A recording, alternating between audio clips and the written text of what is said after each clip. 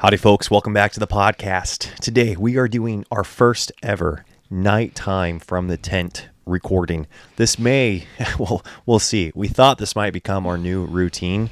Recording might be our new recording schedule, but Katie was ready to go to bed about 3 hours ago. And so she is this time change has me like in the dark from 4 to 7, and it feels like 7 to 10, you know? Yes, daylight savings has really caught us. It's got us caught off guard. I think living outdoors has made it seem all the more dramatic. But with that said, folks, we appreciate each and every one of you. If you enjoyed this podcast, we would love it if you're able to leave a rating or a review on iTunes or Spotify or really anywhere that you listen to our podcast. And if you watch our podcast on YouTube, we would love it if you're able to subscribe to our channel or hit the like button, maybe even leave a comment. That helps our podcast as well. And thank you to all of you that have done those things already or consistently do those things. We really appreciate it. Let's get this thing rolling. The Now That We're a Family podcast. Okay, so before we get this thing going, we have to let you guys know that the Growth Initiative has opened up. And what that means is the Growth Initiative is a program for men, but why I'm mentioning it is because we sell it as a couples package along with the Get It All Done Club. And each one of these programs is close to $400, so they aren't cheap. We totally understand that. But Elisha's is a live program, which is 6 weeks long with live coaching calls. And the Get It All Done Club just has so much information in there of lifetime content, and I add to it every month that I don't know, they're just priced the way they're priced. Okay. And we never discount either of them. The only time that changes, which is why I'm letting you know about this right now, is when we open them up at the same time. And if you purchase both at the same time, that's a lot of money. And so we do heavily discount the couples package by hundreds of dollars. So anyways, you can check that link out down below, either a masterclass where you can learn more about the Growth Initiative. I'm sure you guys have heard me talk about the Get It All Done Club, and you could see the couples package down there. The last time we opened this up was in spring of this year, and we don't have a date on the calendar when we will be opening them both up at the same time again. So this is kind of your chance if you're looking for a Christmas gift or something that you want to go in on together to really grow this upcoming year as a couple.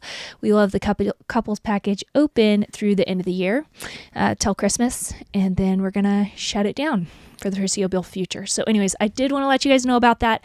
I know that this is an expensive time of year. Some of you guys might want to save or something like that. So we want to give you a little longer runway before we close the doors for Christmas.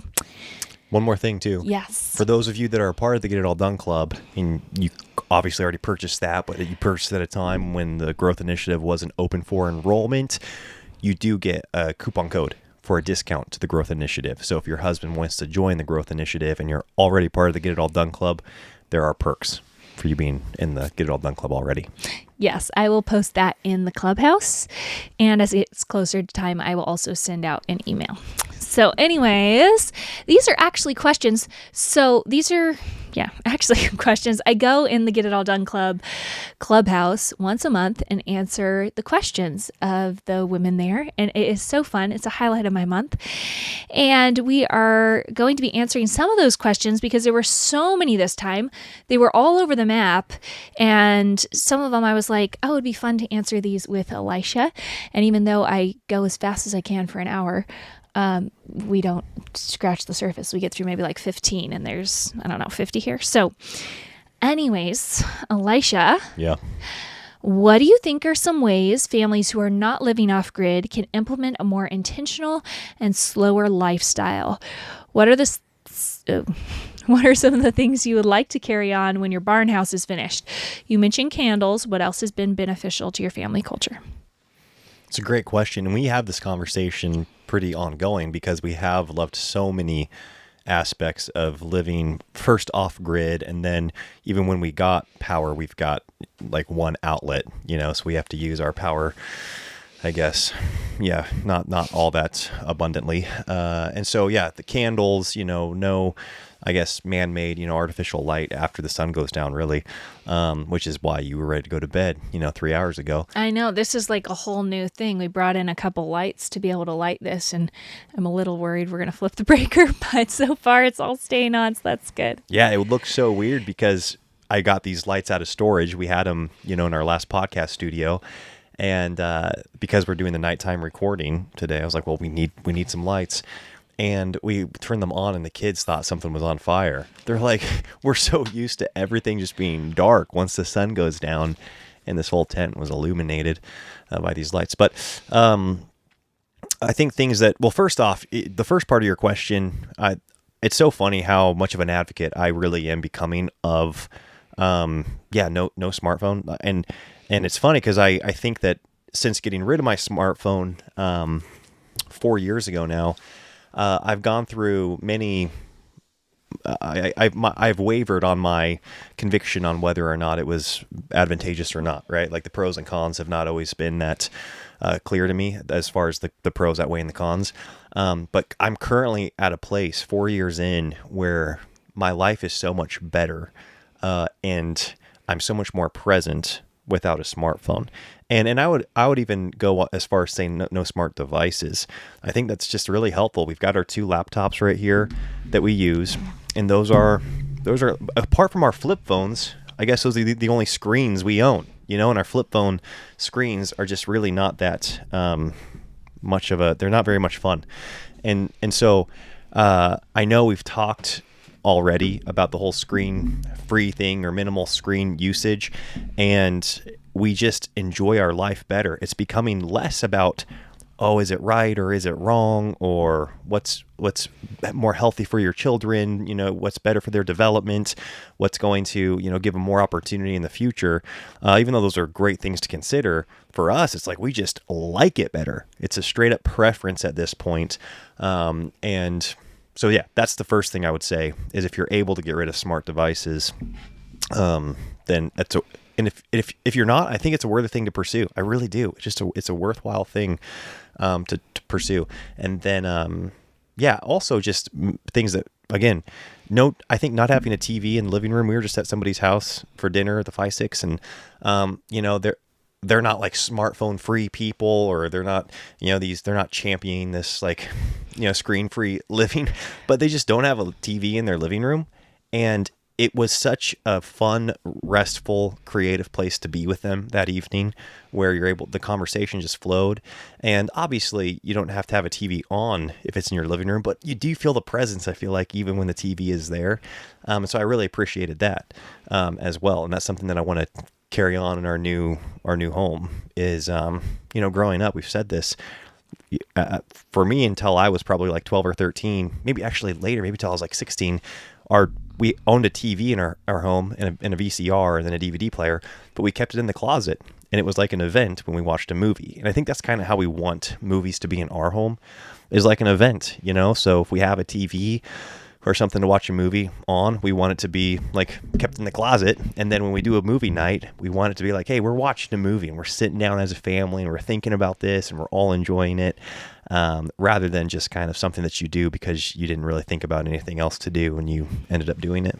Yeah, we don't want it to be like a default. We want it to be just as intentional as the other ways we spend our time. Yes. Yeah, it's funny. You do really notice the artificial light from screens out here. Mm-hmm. Just because when you're dealing with candlelight or battery powered, like warm light, it's like Elisha will turn on the computer before bed to, check a thumbnail, get back to people, whatever. And it's just like this harsh, abrasive light in their dark, cozy, warm tent. Like you have the firelight coming out of the stove. And it's just so funny because we're so used to living in it that you don't really notice that it's there until it's gone. And then you really notice when it comes back. I mean, something I really want to bring into our barn house, which I'm hoping we're able to do, is wood heat. That is like, someone asked our kids the other day what their highlight is living in a tent, and they said sitting next to the wood stove. And there's just something so special about that we've all, like, I read next to the wood stove a lot in the evenings after the kids go to bed. And even if you aren't like going out to install a wood stove in your house, just fire, like live fire. And so, we've already talked about where our fire pit's going in our barn house, because there's something about like outside the barn. Yeah, outside, like an outside fire pit, where we just have, tonight we had 3 fires going. We always have fires going, thanks to Elisha. And there's just something that is so memory inducing and memory making about fire, like live fire. So that's something I really want to continue wherever we live, is like never not have a fire, whether you're outside. If that's the only place you could have it, then have it outside, because it's a great reason to get outside too. I mean, it's in the 30s and we're all just out around the fire and enjoying it. The only weather it's not fun to enjoy a fire is in the rain. Yeah, and even with that, we still are outside a lot by the fire. Well, yeah, but it's not like I won't be doing that in a house. Yeah. Though, you know what I mean? Going like out in the rain. I won't be going out in the rain for the fire. It's not worth it to me for that. But yes, I don't know. I would say things like that. I would say reading while the kids are in their beds instead of in the living room. That's something I would like to do. Logistically, I've been thinking about that because they're going to be sleeping in different rooms. The boys have their room and Lucy has hers. Maybe we'll read in the boys' room. We could read in the boys' room. And then what's funny is Lucy really wanted to sleep with the boys. And so I initially put all the kids in one room. And I was like, well, just bunk everybody. They're all really little. And then since sleeping out here in the tent, she was like, so how are we going to decorate my room? And I was like, well, you're going to sleep with all the other boys. Like, you guys are all going to sleep together. And she's like, well, we have enough space for me to have my own room. So I think she likes the idea now. So yeah, she'll probably be the one that we're moving afterwards. But it's just so cozy, and you don't really break the mood. Like, everyone's able to just kind of dwindle off to sleep.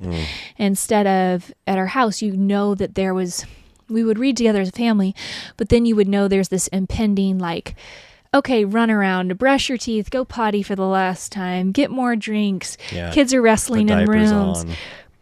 And kind of to combat that, actually, I started reading Lucy in her bed, and you started reading to the boys in their bed after a family reading time. You're right. So, I mean, that's not a bad idea, but that's something that has really helped calm our kids, is just reading while they are in their beds. Yeah, one other thing. I mean, actually, just in addition, there's a lot of things. These are just like coming to the top of our mind. Well, just spending so many hours outside, and something I guess I'm a bit, we'll see how it plays out. I guess I'm a little afraid of is losing a lot of our outdoor time, because our living space is going to be upstairs. And that was something that we noticed in the split level house. It just took a lot more intentionality to go down to the backyard, because you had to go downstairs. And then the eyesight, you felt like you were very removed from anyone inside. And here it all flows from one to the other. Like you're inside and you don't even know it, right? Like, because it's you're living in a tent, and so it's just obviously created an environment to be outside a lot. And I've loved it. The kids have loved it. We've just been outside so much, and I really want to find a way to keep that, because it's life-giving. You get to see the sun on these the shorter days. Here in North Idaho, like, the sun still comes out, even on the rainy days. There's almost always a break at some point, and you usually miss it when you're not thinking about being outside, and yet it's so life-giving to feel the sun on your face, every day, to get out and to walk around, have the fresh air. So I really want to keep the outdoor hours up when we move in. Yeah. Like where we live, in a lot of places in the Northwest, tons of people struggle with seasonal depression. Yes. Because it is just so dark. And I'm sure just anywhere north, probably. Yeah, well, it's really gray in the Northwest. The Pacific Northwest, but then even, here in like the Mountain West and the North. Like, I don't know what you call our West, but it's still same thing. It's just very dark and gray. And one thing that we've noticed is, ever since doing the 1,000-hour outside challenge, we have been so happy through the winters. We haven't felt the need to go get out of town. Right. And usually we're like, okay, we need to book a trip to Hawaii. We need to book a trip to see relatives in Southern California. We need to get out of here. And we did for the first few years of our marriage. And then after having a lot of kids, usually Elisha and I would just get away during that time. But it's been funny how much we've been able to sustain our hope and energy and zest for life just by being out of doors. And like Elisha said, you notice if you're outside all day, then you notice the breaks and you're like, oh, it was a beautiful day today. And you don't think, wow, the rain never let up. It was just pounding all day, because you know it let up because you were out there. Yeah. So I do think, though, I actually think a little bit differently, because in these tents, it's really bad visibility. So we don't have the tent flaps open all the time. So actually, when I'm in the tent, I feel very closed off from all the kids outside. Like, I can't see them. I can't hear them if they aren't like right out on the front. And so I think it's been good, because often I'm like, okay, Lionel, we're going out right now too. Like, anytime the rain stops, we're going outside, and I take the little boys out with me. So, because I like to go see what the kids are doing and check on the property and stuff like that. So, sometimes it can actually, that whole, I guess, again, since embracing more of that out of doors lifestyle a couple years ago with the challenge, I've started seeing it, the whole blind sight thing, when you can't see your kids in a living situation, as an opportunity to actually go outside with them. Nice. And catch up on what they're doing. Because if you just have windows and you could just see outside all the time, it's a lot easier to be like, oh, well, I can keep an eye on everybody, but I never have to leave the house. Interesting. Yeah. So there's pros and cons to it, because the kids always like when I come out and stuff like that, or you're out there all the time. And you like it too, right? You like getting outdoors. Oh, yeah, it's so healthy. Yeah, one thing, how our child said that their favorite thing was sitting in front of the wood stove. That was the person that gave us the wood stove that they said that to. Oh, do you think he was that in tune? Yeah, that's why we were laughing about it, me and... yeah, we were... Really? Yeah. He's just smooth like that. Yeah. That's funny. Well, I thought he was being honest, because he's told me that before. Yeah. He's told me that before, though. Oh, that's awesome. I was not taken off guard by that at all. But that's pretty good. Yeah, someone loaned us our wood stove, which has just been so gracious. Yeah, I don't know. It's like, let me count the ways. It has just been so bonding to be here in the tent. And I'm sure there's a lot of things we're going to take away. But it is good to like talk about it, sit down, write them down. This is all just like, what's coming to the top of our head. Because I don't think it will automatically happen. We've probably already shared this, but when we were gone for 12 days on the East Coast, staying in Airbnbs, it is bizarre how quickly old habits just come right back into being when you have all those, I guess, modern comforts and technologies. Once the refrigerator and the microwave was available there, it's like I was eating a fourth meal again. Right? Like, that's something that I had done away with completely since moving out to the tent. It's like dinner was my last meal, and then I'd go to bed. Where, I have it back home in our last place, I was always eating a fourth meal, just reheating leftovers or finding a snack. And so things like that, I don't think you need to practice doing. You need to be proactive and not doing some of the things that I think we could just kind of fall back into. And I don't know if we'll necessarily carry with us those things that we love unless we're really intentional about it. Yeah, you don't just happen upon a rich life like in our culture. You have to be intentional. I think you've always had to be intentional, but before it's like you had to be intentional to not starve and die and freeze to death, Yep. Now you have to be intentional to live life in a meaningful way. And I think that the wonderful thing that I'm not worried about moving back into a home is that a lot of the things that we've grown upon here, we were preparing for our last 2 years. Yes. Because almost everything we've talked about became convictions for us or intentional things we were focusing on as a family back while we were living in a house and we were going against the grain. And I actually don't think we would have been able to have as rich of a time out here if we weren't that prepared. Like having those 2 winters of the kids and falls and everything, and me going out and you in all kinds of weather, like that's just not a big deal for us now. And it's not because we were living out here. It's because we were all prepped to think this is a part of life. This is healthy. This is good. And I think especially for me and my mindset, the last time I lived in the rain in the trailer, I just thought, you don't go out in the rain. It's terrible. It's lame. And there's nothing good about it. And I didn't. And I sat in the trailer and got depressed. And so same thing with the screens, because if we were living out here with a prior mindset that we had with screens, we would be watching things all day long. because you just think, oh, the weather's bad outside. It's dark really early in the afternoon.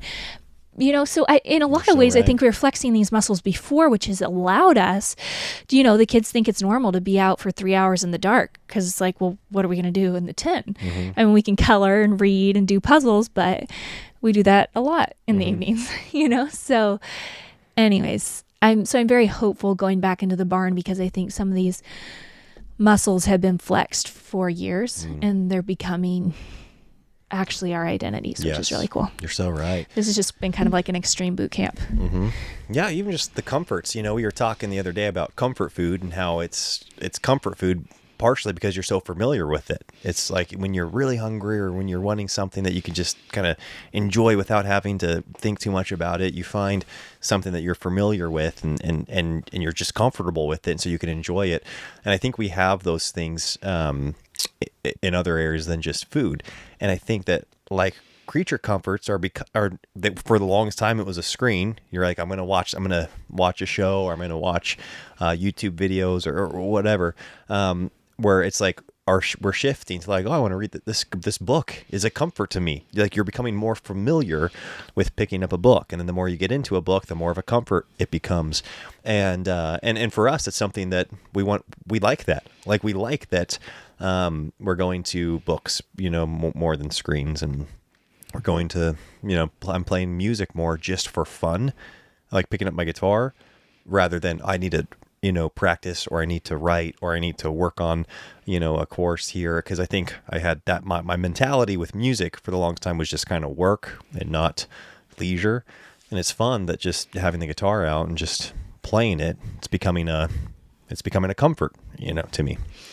Yeah, and I think it's fun because our kids are getting to those ages where they're able to have more and more of those things. So I think that but those are going to be easier to do in a house. So like Lucy really has an interest in sewing. I think that could be a really fun thing to do in the afternoons. I know that was from the time I was 8 on through, till I got married, or till I got a computer, probably more accurately, was a comfort for me. And it's just like, I just loved to do it. Or Leon just got a saw out of storage to start doing some stuff with woodworking. And it's like, these are kind of difficult spaces to have hobbies like that. You mentioned music and the temperature is always fluctuating. So it's hard on the instruments. You have to tune a lot. But it's like, what we really want to give our children going into adulthood is all of these comforts that they have. And so when they do inevitably start using more technology in their life, they have something to fall back on when they realize that it's not really serving them in all the ways that maybe it promised to. Or it starts kind of expanding its resource capabilities and starts going into a dominating force. Yeah, and I mean, I was just once again listening to NPR, and people were talking about anxiety and how there are so many people that they don't know what to do other than be on things that are more anxiety inducing. And so they're like, man, I'm anxious. I know that social media, or I know that these shows, or I know that the news, or I know that all these different things cause more anxiety, and yet I don't know what else to do. So you keep doing them, and they just don't have the ideas or the skills or the, like you said, the memories, the associations, the experiences to do anything else. And I'm grateful that, even though I've certainly, had my fair share of going more and more depressed into the screen world, I have things that I've got positive associations with that I can go do that get me out of that, whether there's get me out of that mindset and that bad cycle, whether it's playing sports or playing music, reading books. So I do like that our kids are going to have a more, hopefully a variety of comforts that they will find themselves gravitating towards when they are adults. Yeah. So, okay, Elisha, what has been the most challenging part of parenting or marriage for you? Whoa. Parenting or marriage?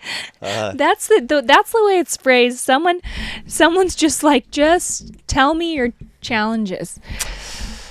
Boy, man, this is, wow. This maybe was one of those we should have thought about before. This is spontaneous. He's going to be laying awake in bed tonight. Like, you Kicking know what was myself. more challenging? Yeah, no. Katie, you know what's more challenging? I think, I mean, this is like a very general, broad answer to the marriage one, but I'd say learning to communicate. Like, you're like, okay, obviously communication is a core skill, foundational skill in any, meaningful relationship.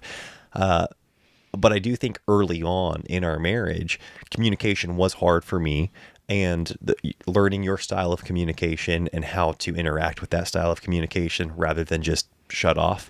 Like I didn't have a very long-term perspective on communication in our first, 6 months to a couple of years maybe of our marriage. Really, it was that we had a breakthrough in Centralia, I think. So what was that? 3 years into marriage, 3.5 years? Yeah. Into marriage. And I had very much like, well, this isn't going to work. I'm going to drop it, or I'm not going to bring that up.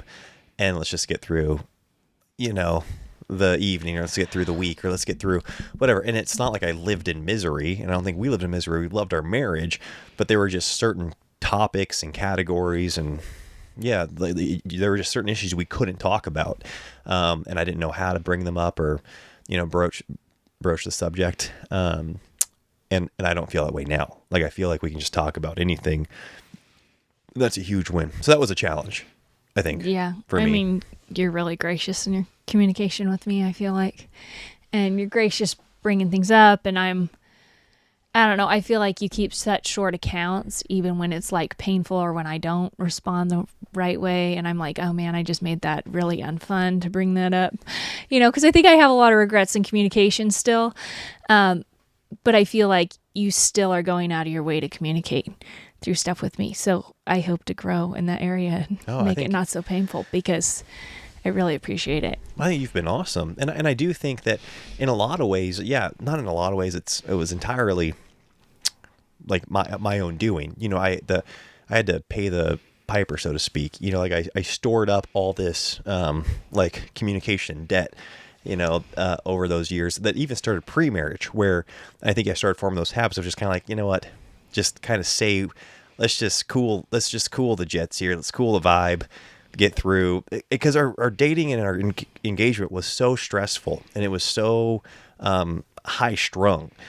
And so I just started then just kind of like, let's just drop it. Like, let's just move on, or like, don't bring it up, or, just move on. And then I had that mindset in the first few years of our marriage, and you inevitably build up, unhealthy sentiment and unhealthy things, whether it's resentment or whether it's, secrecy, whether it's hiding things. There's never going to be a good ending to that. However it shows itself, however it shows its head. And so, it was very self-induced. I think I started. Well, it wasn't self-induced. It was me induced. That's who was inducing, I feel like, the stress. Yeah, and I don't even blame you, because our engagement, there were so many outside factors that made stuff stressful. And I didn't know how to communicate amidst all those outside factors. Does that make sense? Yeah. Or I just chose to not. I was like, I don't really feel like doing this right now. Just kind of being lazy. So communication, I'd say, early on in our marriage. Yeah, and it's always something we're growing in. Mm-hmm. Totally. I mean, it's something that I'm growing in. I feel like you've arrived in your communication. No, kidding? Truly. No. I don't say that like patronizingly. Like, I really do feel like I am amazed at how you could communicate and how you work through things with me. And again, it's still an area I really need to grow in. What about for you? Okay, well, I was going to say the most challenging part of parenting. Okay. Because I can't really think about marriage. I mean, I can think about it. That's how bad it is right now. So hard. No, that's not what I was thinking. I was thinking I'm really, really grateful in our marriage, and I feel very blessed. And yes, we had those communication hang-ups, and we've had like we've had big moments along the way that are that are painful or hard to work through or stuff like that. But I don't, I'm not thinking of like just one clear thread where I'm just like, oh, this is it for me. But I can't think of that with parenting because I feel like there are so many moments during the day or times during the day when everything is like running just, all the planets are just in orbit, meaning all the children, and I'm the sun, and everything is just like, wow, this is great. Like, this is so perfect. And then there's moments like it's so fresh in my mind, like tonight, and it's like friends are over and I'm trying to clean up before the dog eats the food off the table. And, we have a kiddo who skipped his nap and another kiddo who's just wonky because of daylight savings. And everyone's crying. And I am just like, what is going on? And I just feel like I just lose it, like inside and then sometimes outside. And that's the biggest challenging thing for me in parenting because I love my kids so much. And I hate when I take out on them my stress. Because I feel like I really, like even tonight, I let our oldest have it. I just was like, go outside your dad, and he comes over and apologizes later. And I was like, that was not even your fault. Like I was mad at the dog and the two younger kids that were melting down. And I yelled at you, and that just really stinks as a parent. Like, just makes you want to cry. So anyways, I really would like to grow in those areas. Do we need to go wake him up so you can? No, I talked to him already. Get right with him. I already talked to him, but it's like I love my kids more than anything, and so I guess when I wrong them through my sinful communication, it's like it's not the memories I want them to have. It's not who I want to show them who Christ is. Or it's not how I want to show them Christ because it's not showing them that way. It's expecting them to have self-control and I'm not having self-control. And so, all those things are just, I feel like, I wouldn't say that defines my parenting, but I would say that those moments are very painful. And so it's something I really want to grow in, just, being a woman of gracious words with you and the kids, because I do that with you too. And, it's just, I just don't want to lash out because I'm stressed at the situation and just keep it in, have good self-control, get through the moment. Like Elisha's so good. Like when he's stressed out or mad or whatever, he doesn't say anything. He just like buckles down, does what needs to be done. And you don't say a lot of stuff you regret, I feel like, or... Well, I've certainly said things that I regret, and I've said them in ways that I regret.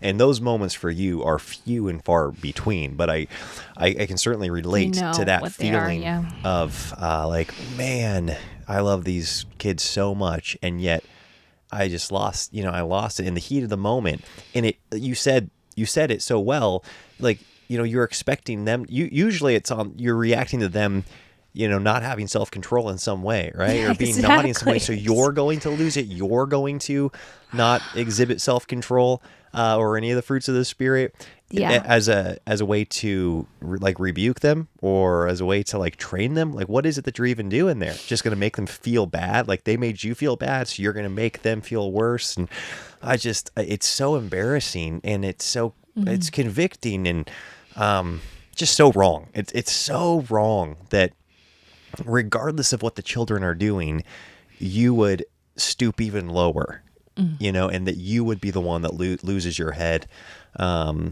versus handling it. And so I relate to that. I'm so glad I've had this talk. I feel so much better. No, I can't. You just really took it to a whole other level there. No, but you're right. You are right. And that is the feeling. That's how I feel. And that's the truth. And it's like we've talked about mom guilt before on this podcast. Like there's times when it's not guilt, it's the Holy Spirit convicting. Well, that is guilt. Yeah. Yeah. Well, people will say like, there's no condemnation in Christ or whatever. Well, conviction is different. But conviction is different. You're right. And I think that guilt, the way we use guilt bridges conviction and condemnation. And sometimes it's conviction. And so yeah, this is an area I feel really convicted in. I've always felt convicted in it because obviously I never want to lash out at my kids. or not have self-control in those stressful moments.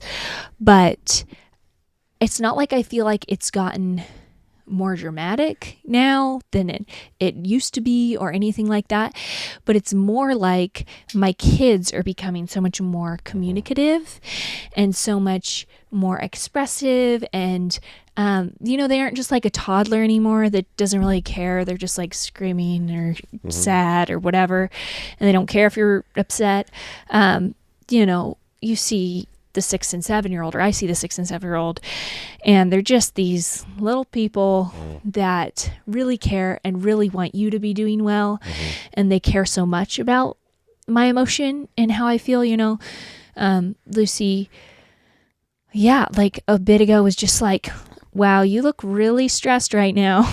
And I'm just like, I just had like an angry face on, and I'm just like, oh Lord, like that's not how I want to look. They're just so observant and aware, and they feel the tension when there's tension. And so it's become more convicting, and hopefully in a good way. But yeah, that's been the biggest challenge is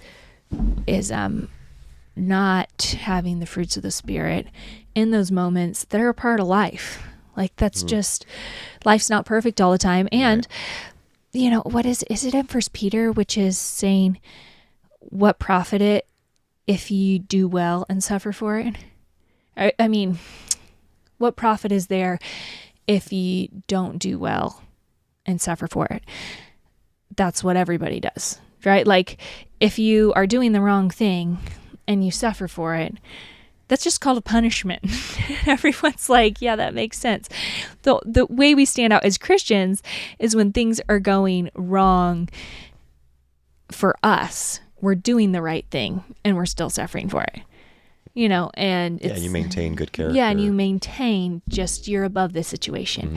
I just want to be above this situation. And there's days where I feel that way, and there's days where like, nope, I just did what any other mom that didn't have the supernatural strength of Christ in her. Yeah, exactly. Yeah, wow. And it's like, he's calling me to not be that way because I do have the Holy Spirit. Yeah, it is weird how justified you can feel, and that's how deceiving it is in your yelling or in your just, like losing your composure for a moment. You're like, well, like, don't you, this is objectively crazy. Like with the dog and the kids, the crying, the whatever, the food going everywhere, the mess.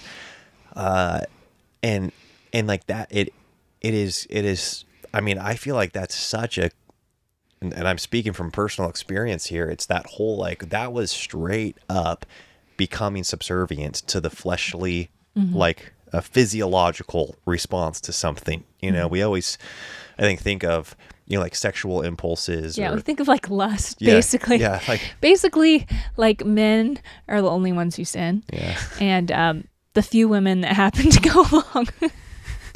Oftentimes we do think of like, becoming, subservient to your fleshly desires, your bodily desires. And it's the exact same thing when you have that just physiological response to chaos and stress and disobedience and naughtiness, and you lose it.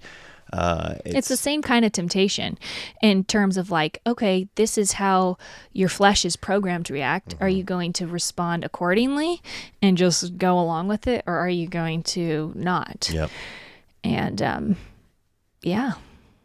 so anyways, that's a dark question. Yeah, well, we can probably, I know you want to go to bed. Yeah, I know, but I feel like 2 questions isn't enough. Okay. Do you want to do a couple more? We could go a little quicker, sure, maybe. Let's try. Well, because this computer is about to lose battery too. Okay. Let's see. Wow, you weren't really that ready with these, were you? No, I really only had those 2. Now I'm going to read through 50 questions on the air. No. Okay, here you go. Here's one. Okay. Because this lady said, thanks so much for thinking about our questions. And I didn't get to it on the call, so I feel like we need to talk about it right now. I am thinking about homeschooling in the future. The oldest is 2, and I'm concerned with making sure they have enough social opportunities. I'm a huge introvert, and so it would be far too easy for me to not do much interaction outside the family. How often do you have your kids engage with other kids and other adults, and how do you facilitate that? Thanks. Nice. Yeah, it's so cool that you're aware of your propensity to be introverted and just, it's so funny. I feel like I'm becoming more aware, hopefully more aware of that. I was talking to my brother Joby tonight, who was visiting, and I was like, man, I'm at that stage where I can see just being at home and not wanting anything else, because I love our property, getting into a building, and it's like, oh, like that's what like it's, you know, that's how kids don't go out and do things, is because their parents are just stoked out of their brains to just sit at home, because it's like, I love my kids, I love my wife. Of course, we want to host people here, you know, occasionally, but I'm good.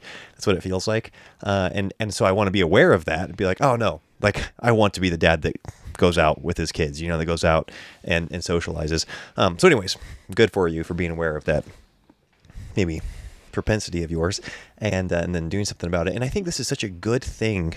It blows my mind when parents will say, like, I guess there probably is some level of, I guess you can overthink things or overstress things. I'm trying to like think about what that would look like, but I think it's good to think these things through, I guess is what I'm saying. Because I think I've heard many people say, don't overthink it. It'll all work itself out. Like, your kids are going to be fine. Like that statement, your kids are going to be fine.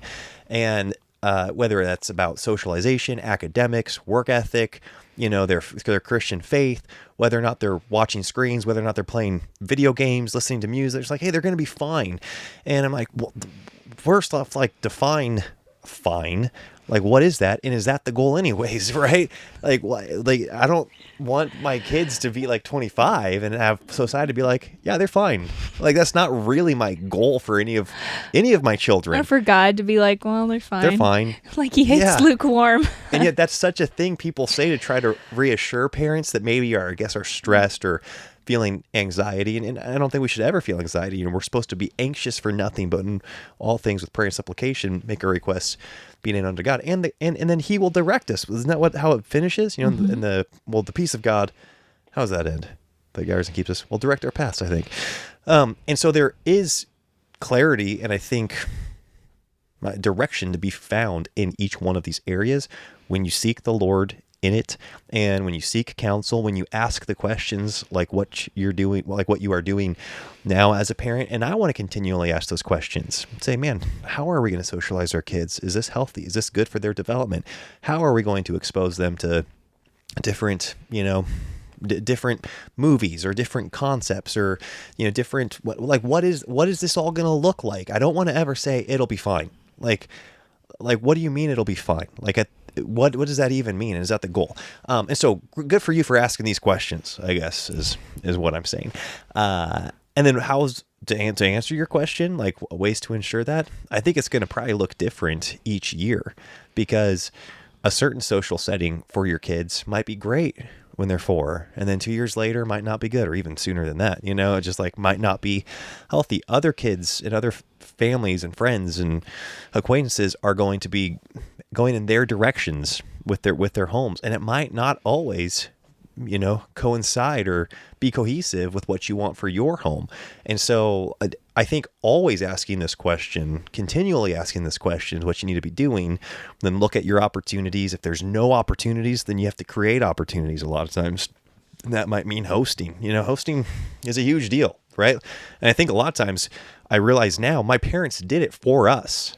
Like they did it for the people they were hosting, and they wanted to, reach out to people, but they were also doing it for us. And so I think even of that, having that perspective, if you are an introvert and you're very content, just kind of doing your own thing and being by yourself, or just having a couple close friends, or just, hanging out with your spouse, maybe they're like, oh, I'm going to do this for my kids. Like I want to have people over, and so that my kids are exposed to again, just referencing my brother Joby. We were just talking about how proactive our parents were about not just bringing over peers to our house, which they did, and being the place where they facilitated hanging out with other friends, but my parents were very intentional about bringing over other young adults. So, say my parents were 40, we were, anywhere from age 8 to 16, and they would invite over 25-year-old, young Christian adults so that we could have these kind of role models that were a decade ahead of us, right? Kind of in between our parents' age and our age. And like my parents were just, I just think of, Wade and Kelly, JR, Travis and Jenny, people that they weren't our friends. They weren't necessarily my parents' peers or friends, but then my parents sought them out to be role models for us. So I really appreciate that proactivity my parents took. I didn't really answer the question, did I? Yeah, no, I think that was great. I think, that's the whole reason we're doing a co-op this year. It's not because I needed more time with friends. I felt like the children really wanted that social activity around the topic of school. So they had it outside of school where they would play with friends, but I felt like that peer interaction around those subjects would be very motivating for them and very fun for them, and they really wanted to do it. And so, just practically how a week looks for us, we go to a church that's very family friendly. So while our kids don't go to children's church, we do all the families hang out afterwards, and the kids all play in the backyard. And let me tell you, when we first went, I think there were like 3 of us families that went there, and everyone else was an elderly person in our church. So you can really change the culture of your church. We started going there because a friend of ours was going there.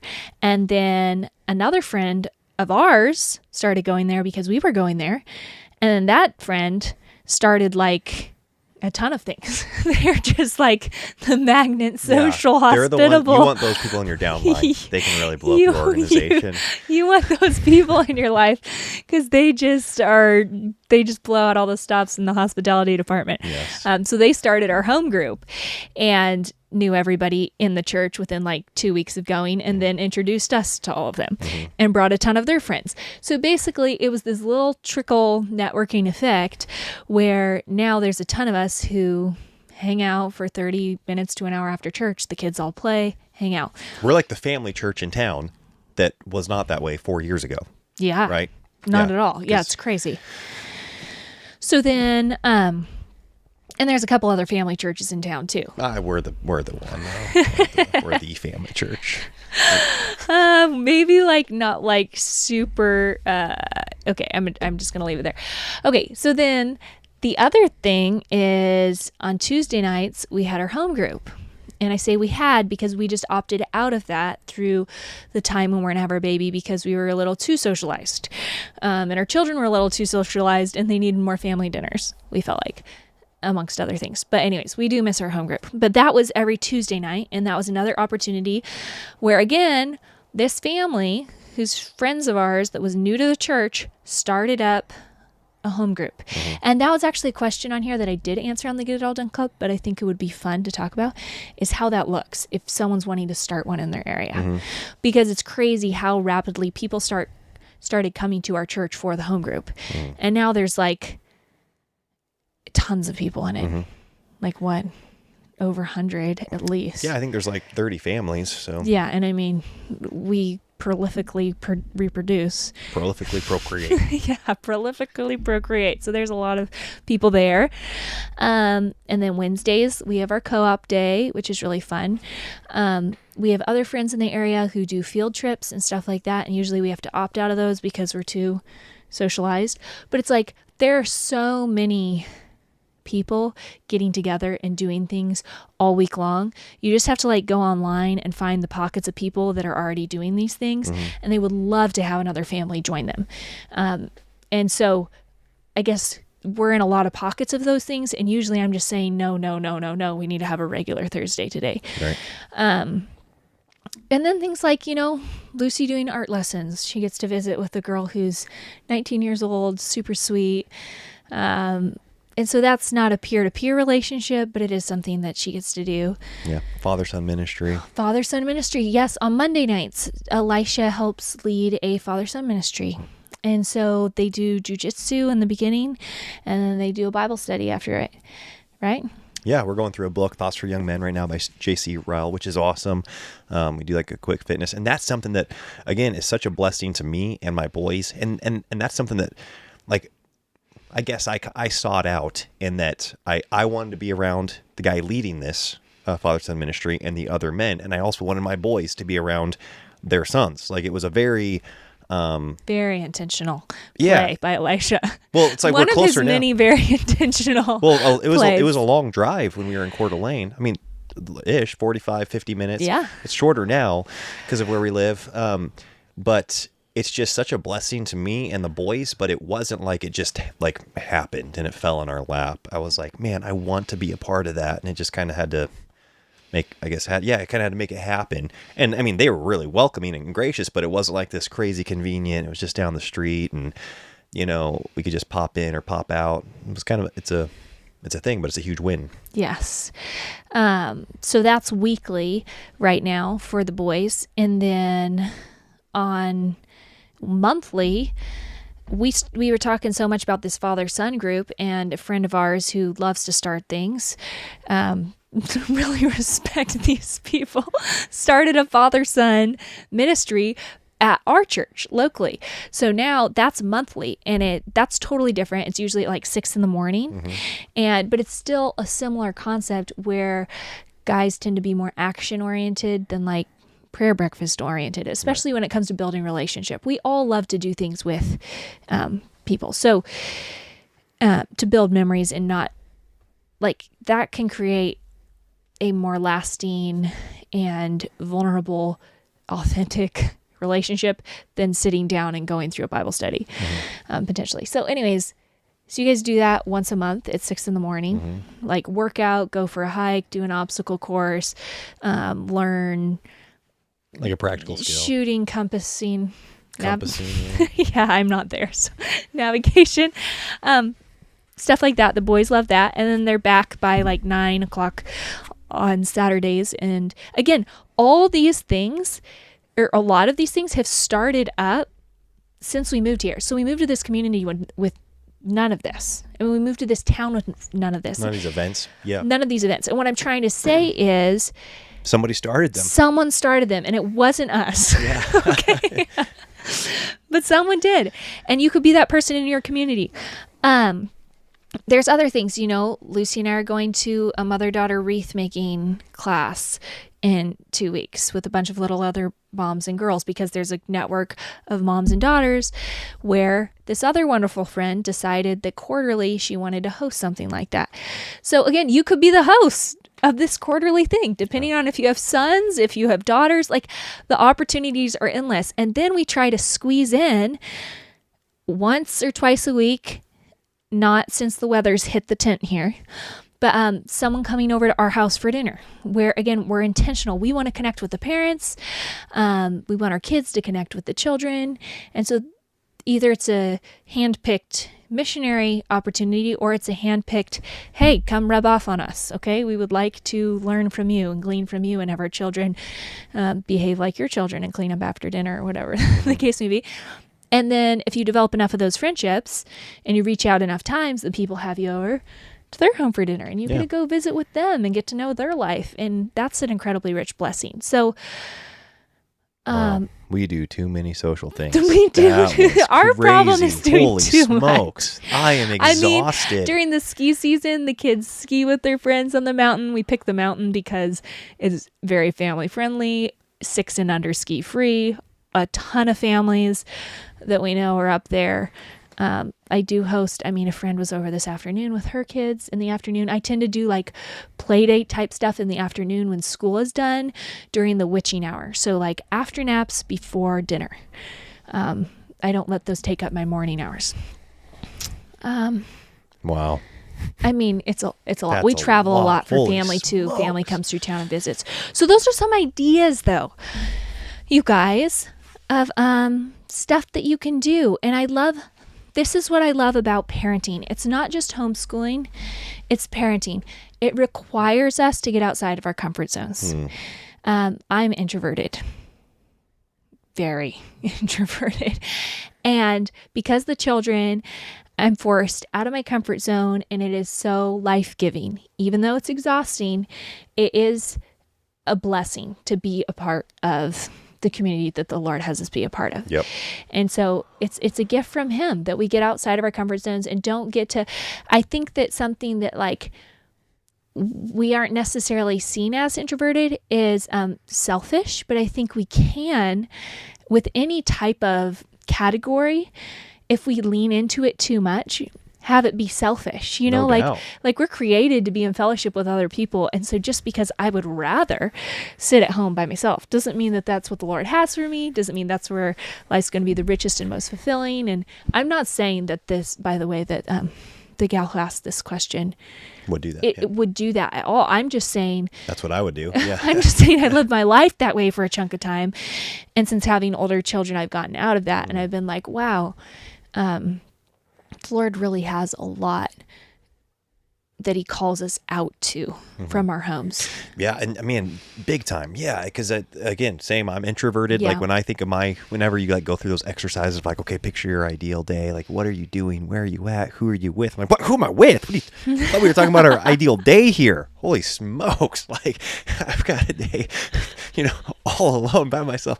No. And so, but it is, it always feels like effort. It never sounds like our favorite thing to do when we start any of these things, but we always feel like it's beneficial for who we want to be and who the Lord's calling us to be.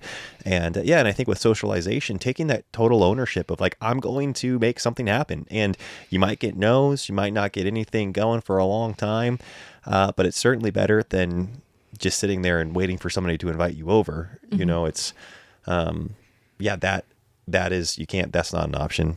Just like sitting there waiting for somebody else to and do something. I will say that something that we do when we move to a new place, which we've done a couple times, is, and what my family did prolifically because we move so often, was as soon as we moved to a new place, immediately have people over to our home and just begin hosting. Don't wait. That's how you find out about the invitations that are even out there and the groups that are out there and all those things, is just by plugging in and hosting and not having a like, well, when's someone going to have me over mindset, or when's someone going to tell me about their awesome book club they're doing with their kids.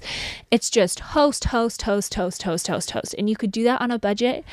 It's a great way to have people in their home, in your home, and see how their kids interact, see if you even want to be around these people. So that is something, we were in we moved over here, and 2 weeks later we had, 5 families over to our home and just immediately started getting plugged in. So even though we didn't even though we didn't start all these things, we had all these connections of people who were starting things because of that, that hosting mindset. Yeah. And so that's kind of where you start if there's it's nothing. It's easy to, totally. I think it's human nature to go to, if you're new at a church, or if you feel like other people are, they've been there longer, it's more incumbent upon them to be the ones initiating hospitality or getting to know you. Like, that's not usually how it works. Like, it might be the first Sunday at this church, and just take it upon yourself to invite somebody over, invite them out to lunch afterwards, whatever you're comfortable with or capable of doing. And that's something that your family does very well, because they went to so many different churches, right, growing up. They weren't like, well, we're the new people here, so we're not going to invite anybody over. They It's also had 11 kids, so they were like, we're probably going to invite people over to our house. But be like, yeah, we're the new people here, so we should invite people over so that they can get to know us, and we can get to know them, viewing it that way. Yeah, so I think that's the best place to start. But I also, one more thing on socialization, because I think this comes up with homeschooling, and regardless of how your kids are being schooled or educated, you're going to want to control their socialization, at least massively impact it. Because just because they're around kids all day at a school does not mean those are the socialization habits you want them picking up, or that's the way you want them seeing the world, or those are the friends that you want them to have through their life. So I think this is relevant regardless of how your children are being schooled. I always hear it talked about in a homeschool setting. Like, maybe the gift of that whole homeschool concept is parents suddenly sit up a little straighter and are like, who are my friends going to be friends? Who are my kids going to be friends with? Right. Where it's easier to sit back on the couch and be like, they're being socialized. Right. That's taken care of. That's a box that's being checked, but it's never a box that's being checked for an intentional parent by somebody else. And that's something that you have to be actively involved in. Yeah. Amen. Okay. Well, see, that's what happens. We start the podcast and then I just don't want to stop. You did good. Thanks for doing this, Katie. You really powered through. You got that second Thanks for win. getting me out here. Yeah. Folks, thank you all so much for listening, and we'll talk to you next time. Bye-bye. Bye.